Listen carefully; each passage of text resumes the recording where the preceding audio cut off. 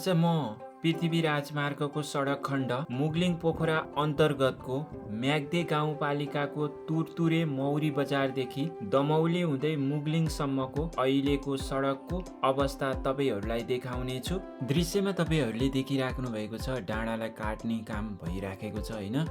अनि यो काट्ने काम गर्दाखेरि ढुङ्गाहरू खस्छ भनेर सवारी साधनहरूलाई 1 घण्टा आधी घण्टा रोकेर काम सकिएपछि पुनः सञ्चालन गरिँदो रहेछ।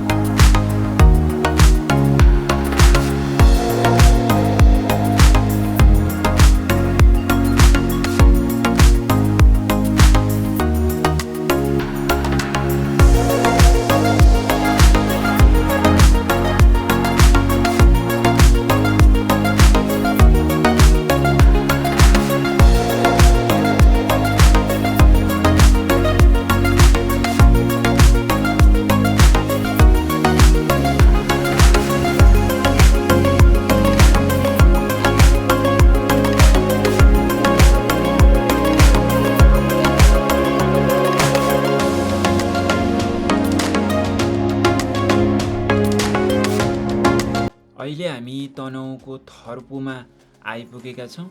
यो थर्पुको बजार हो हैन।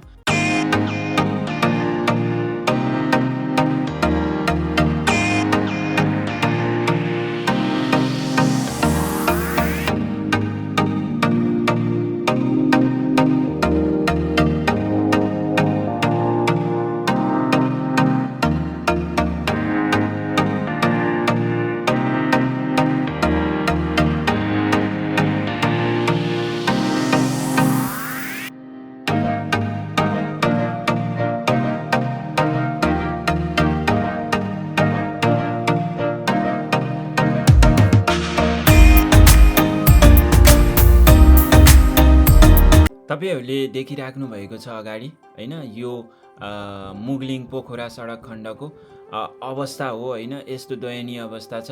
तपाईहरू पोखराबाट मुगलिङसम्म आउनको लागि घन्टौँ लाग्छ हैन। घन्टौँ जाममा पर्नुहुन्छ। अब यो बर्खायाम लाग्यो हैन। बर्खायाममा अब धेरै पानी पर्छ अनि डाँडाहरू कटान गरेपछि त पहिरो गइहाल्छ हैन। पहिरो जाने अनि धेरै पानी पर्ने वर्षायामको बेलामा त निकै समस्या छ है। अनि खाल्टाखुल्टी परेको सडक, पानी परेको बेलामा खाल्टाहरूमा हैन पोखरी जस्तो जमेको पानी हुन्छ। अनि पानी 1-2 दिन परेन भने पुरै धुलो उडेर तपाईँ हिँड्नै सक्नु हुँदैन हैन।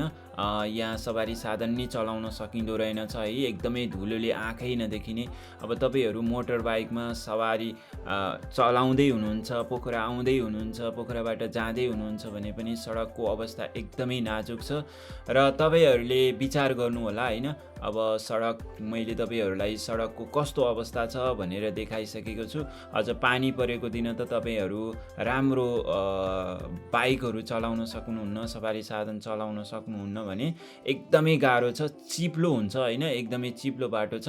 अहिले हामी मादी नदीको पुलमा आइपुगेका छौँ। अब हामी यो मादी नदीको पुल तरेर दमाउली बजार पुग्छौँ हैन। दमाउली बजार पनि अहिले त एकदमै ठुलो भएको रहेछ है।